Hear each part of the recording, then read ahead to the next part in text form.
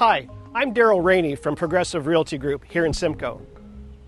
You may recognize this building as the home of the Blue Elephant Artisan Brewery. But did you know that it was once a private residence, then a music conservatory, followed by a fine dining restaurant, and then a Thai restaurant, which evolved into a pub and then brewery? In this edition of Building History, our pal Josh from the Norfolk County Archives shares the colorful past of this colorful building.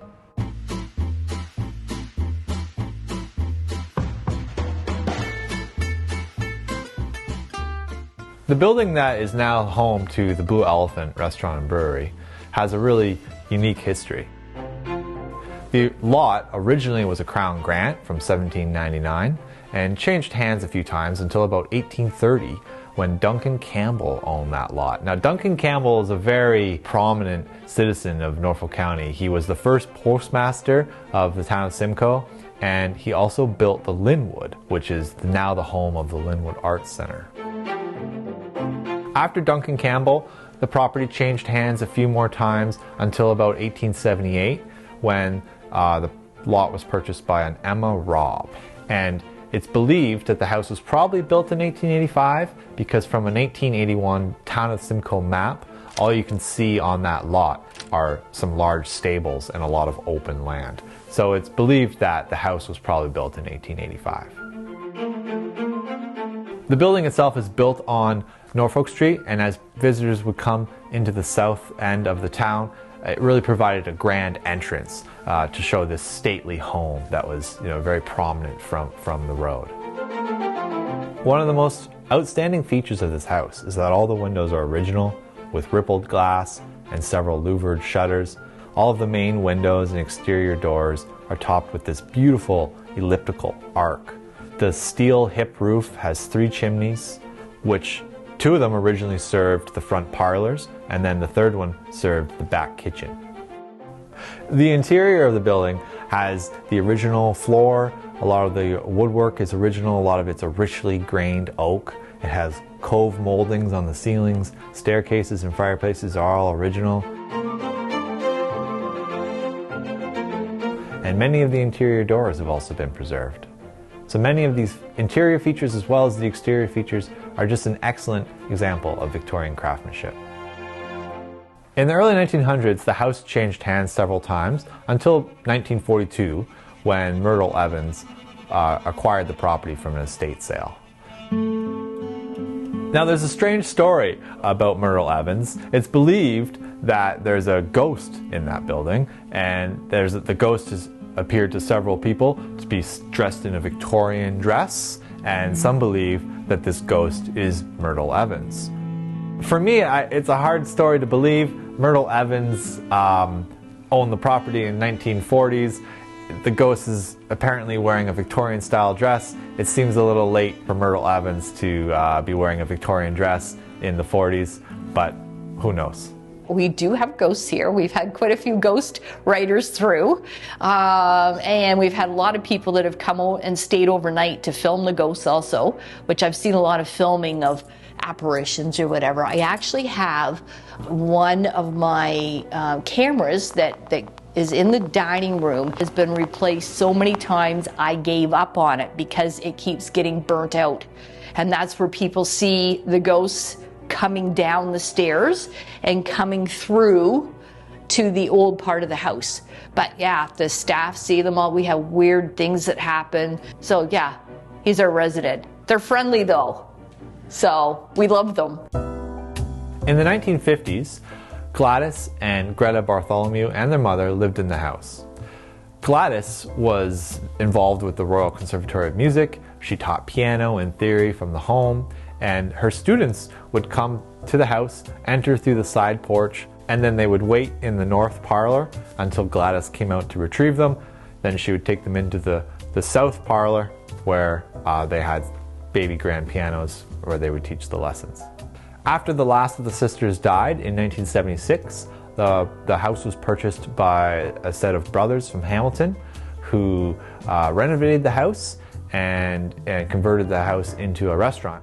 And that restaurant opened up in 1979 and they called it the Conservatory. Then Dr. Crisell bought it and turned it into a fine dining restaurant, which he modeled after a restaurant in Burlington. Now, the restaurant had challenges because of the price point for fine dining. Many of the people remember that you had to pay for each item you ordered. So if you ordered a steak, you'd have to pay for your potatoes, and then you'd have to pay for your greens on top of that. So the move towards the fine dining was challenging. Then they decided they would add a bar. So in 1987, they added the Trumpet Bar Edition, which was designed by Carlos Venton. And then in New Year's Eve of 1989, they closed the doors, and it stayed empty until Heather Pond decided to purchase the building. I purchased this building back in 1992. We were actually living in China at the time.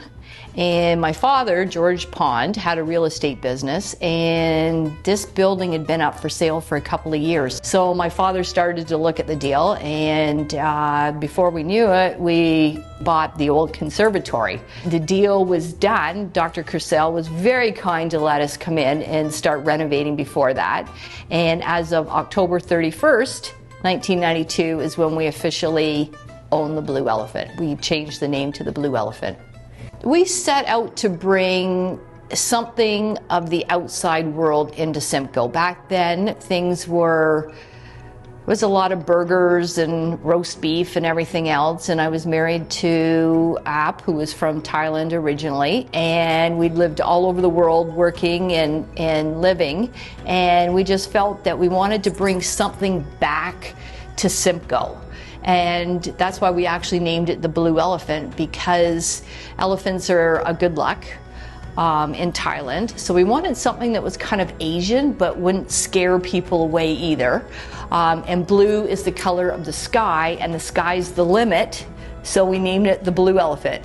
And on top of that was the only name that everybody could remember, so we stuck with the Blue Elephant. So the first thing that we did was we decided that we would put a stand-up bar in, which was like a railing that went along beside the bar.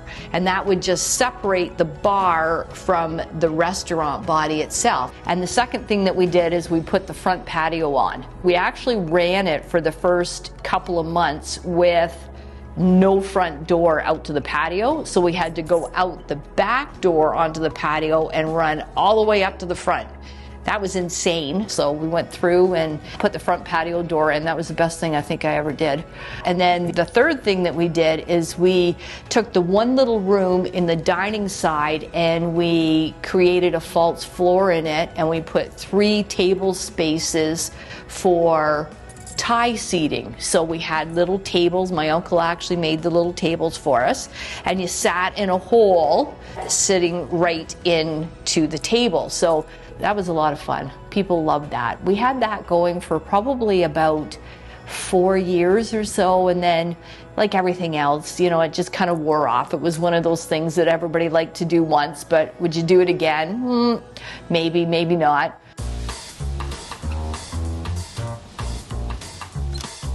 So then we plunked along and we just kept getting busier. I'd had a lot of people that had been with me, a lot of servers that had been here for quite a while. So in 2012, that was my 20-year anniversary, and I decided that I needed to do something different and new. So I researched microbreweries, and I had a space, and I thought, what the heck, let's put a microbrewery in here.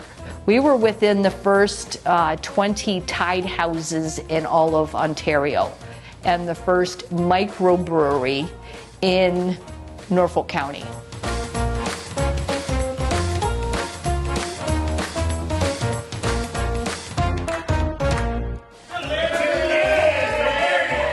Today, let's see, we're licensed for approximately 365 people.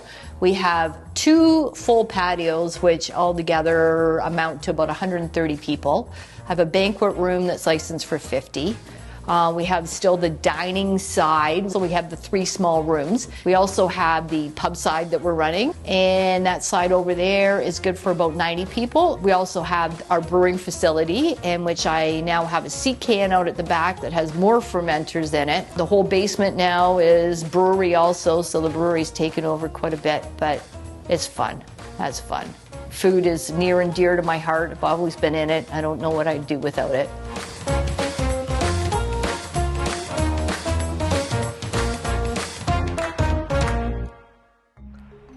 The Blue Elephant has been a popular watering hole in this community for many years, and we want to take this time to wish Heather and her staff continued success as they innovate with new ways of serving their customers.